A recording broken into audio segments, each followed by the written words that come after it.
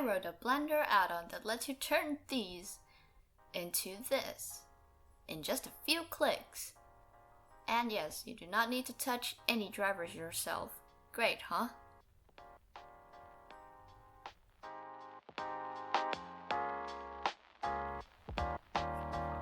Okay, a bit of background.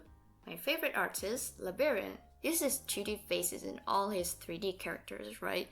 And his animations are really goddamn amazing. I thought that maybe I can learn the 2D face technique from him, so I decided to ask about how he did it. And oh boy, I do not like this setup at all. Like, how do you even tell which one's controlling what? And the sad part is that this is how literally every animator would do it. Like, if you scroll through YouTube to find tutorials on how to do texture-based animation, you'd probably only find ones that require drivers or some tedious shader node setup. All that is okay for one or two characters, but imagine if you are going to make an entire character set for your animation series. Are you seriously gonna copy out your setup and then manually tweak everything again? What if your drivers break midway? We don't know what's gonna happen, right? So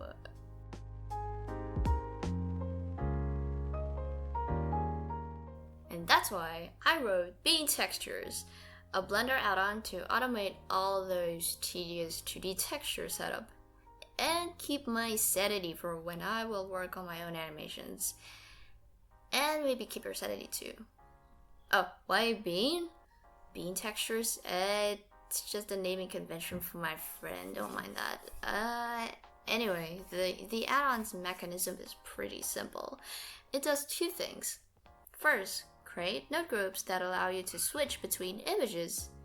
And two, expose the control to your rig so that you can finally tell which thing is controlling what.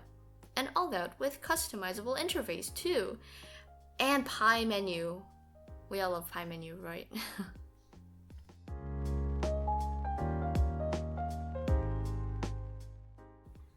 Now, to use Bean Textures, obviously you gotta first install it.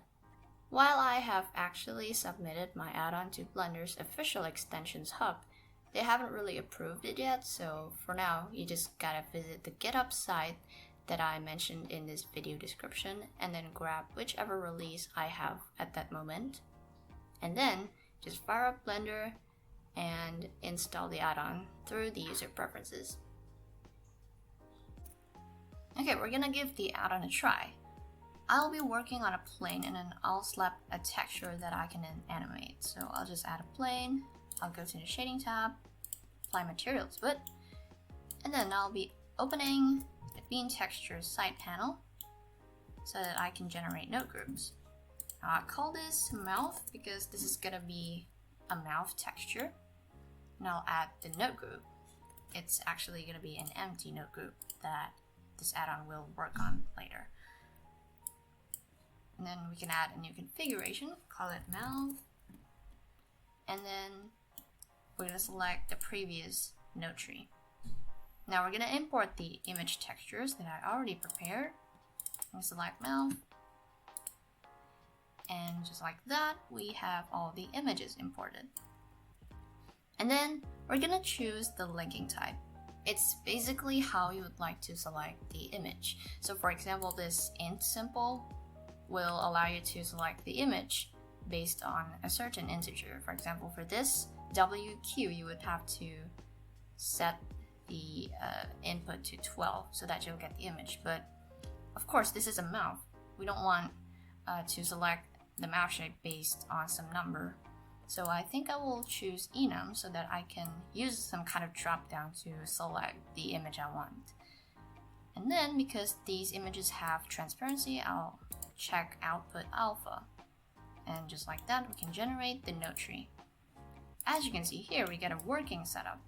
So if we try to plug this image to the principal BSDF shader and this alpha channel, we should get a working mouth. Now, obviously, where is the enum?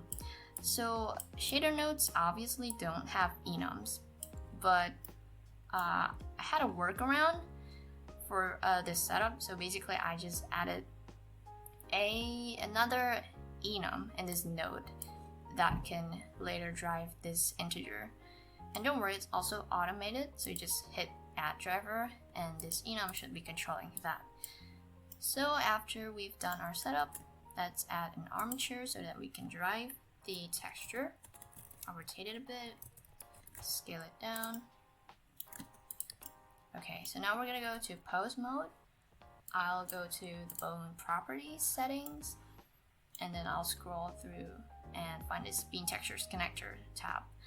And then I can add a new connector, I'll call it mouth, and I'll choose the previous material and the node group. And that should be pretty much all the setup we need. So now if I hit Ctrl G, it should bring up a pop-up menu where I can literally just choose any mouth shape I want. For example, this smile or this BMP, flat, normal, whatever. And yeah, as I promised, I can do pie menu too, although it's kind of useless because you only have one thing to choose anyway, right? So yeah, that's pretty much the general setup for bean textures node control.